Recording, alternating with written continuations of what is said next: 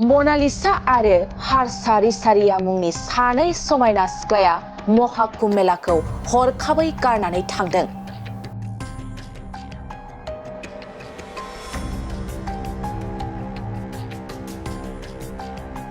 Social मिडियायाव बयनिख्रुइबो नायनो समायनासिन होनना गोसारनाय मनालिसा आरो हारसा रिसारिया मुंनि सानै सिख्लाया महाकुम्भ मेलाखौ गारनानै थांदों।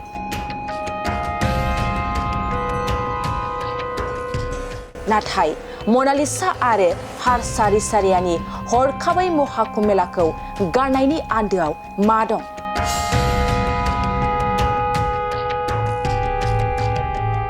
नंगौ, मनालिसा जाय महाकुम्भ मेलायाव गावनि आंगो बिफाजों माला फाननो फैनायाव हरखाबै गोमादों। मिथिनो मोननाय बायदिब्ला मनालिसाया मध्य प्रदेशनि इन्दौरनि थागिबिमोन।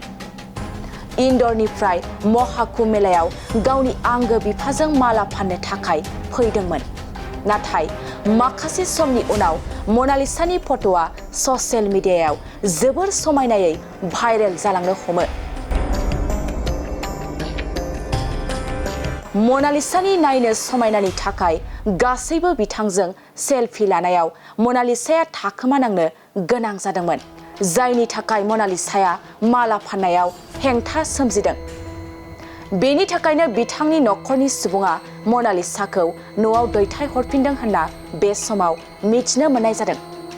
गुबुन फारसेथिं दं 30 बोसोर बैसोनि हारसा रिसारिया, जाय उत्तराखंडनि थागिबि।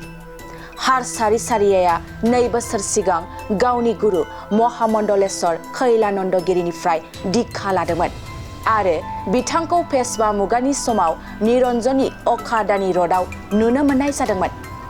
ससियेल मिडियायाव बिथांखौ बयनिख्रुइबो समायनासिन होननानै बुंनाय जादोंमोन।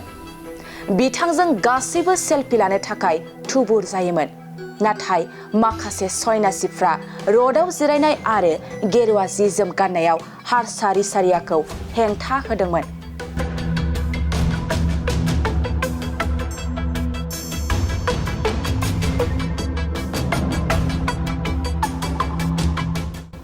शंकराचार्य अभिमोक्तेश्वर रानन्दआबो र'डआव जिरायनायखौ हेंथा होदोंमोन।